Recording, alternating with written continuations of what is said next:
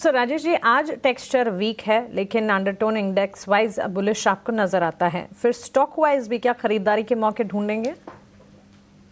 बिल्कुल डेफिनेटली मानसी जी तो buying side के ही ट्रेड पसंद आ रहे हैं और उसमें पहला स्टॉक जो पसंद आ रहा है वो है हुडको का। हुडको में देखें तो जिस तरीके का स्ट्रक्चर वीकली चार्ट पे बना हुआ है, एक अप स्लोपिंग चैनल में स्टॉक ट्रेवल कर रहा है कंफर्टेबली अपने 20-50 डे मूविंग एवरेज के ऊपर सस्टेन होता हुआ दिख रहा है। स्टॉक का मूव देखें तो हमें लगता है कि अब ये स्टॉक अपने जो अप्रैल के स्विंग हाई थे उसको पेनिट्रेट करते हुए दिख रहा है। तो हमें लगता है कि ये स्टॉक में जिस तरीके का मूव बना है 245 के ऊपर अभी स्टॉक सस्टेन हो रहा है, तो यहाँ पे हुडको बाय करने की सलाह है। और हुडको में हमें लगता है कि ये मूव एक्सटेंड होगा, अपसाइड के टारगेट 255 की तरफ आते हुए दिख सकते हैं। वहीं दूसरा स्टॉक जो हमें पसंद आ रहा है वो है आइनॉक्स विंड का। अगर ये स्टॉक को देखें तो ये स्टॉक में अगर हम देखें तो नियर टर्म चार्ट पे एक कंसोलिडेशन रेंज का ब्रेकआउट यहाँ पे स्टॉक में आते हुए दिखा है। जिस तरीके के यहाँ पे डेटा बने हुए हैं, हमें लगता है कि ये स्टॉक एक करेक्शन के बाद यहाँ पे एक अच्छी रैली के लिए तैयार होते हुए दिख रहा है। 205 210 के अपसाइड के टारगेट के लिए आइनॉक्स विंड भी बाय किया जा सकता है। एक करेक्शन के बाद स्टॉक ने ऑलमोस्ट 2-3 महीने के कंसोलिडेशन रेंज का ब्रेकआउट यहाँ पे देखने को मिला है और वीकली और डेली चार्ट पे स्टॉक में एक अच्छी स्ट्रेंथ आते हुए दिखी। तो आइनॉक्स विंड बाय करने की सलाह, स्टॉप लॉस रखेंगे करीब 192 के आसपास।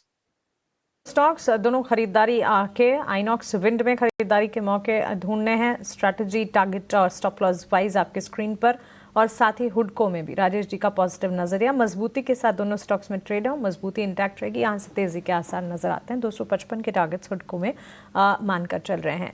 चलिए आगे हमारे साथ जुड़ गए हैं कोटक सिक्योरिटीज के अमोल आठवाले हमारे साथ हैं। अमोल जी, बहुत शुक्रिया आपका समय देने के लिए।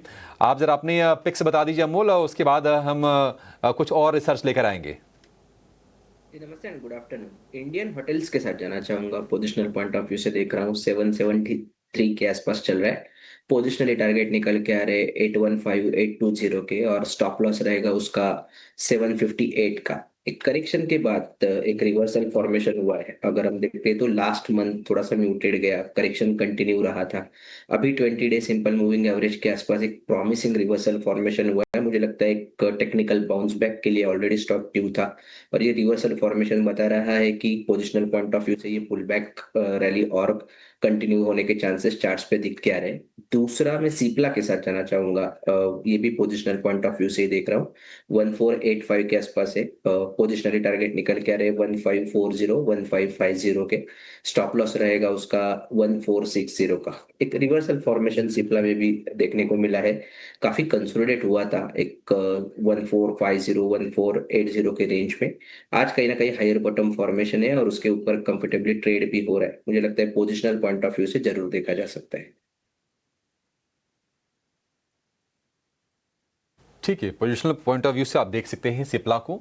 और इसके अलावा इंडियन होटल पसंद है। इंडियन होटल में एक राउंड की प्रॉफिट टेकिंग आई थी, उसके बाद फिर से पिकअप कर रहा है ये शेयर, और ये दो तेजी के सौदे होंगे अमूल की तरफ से।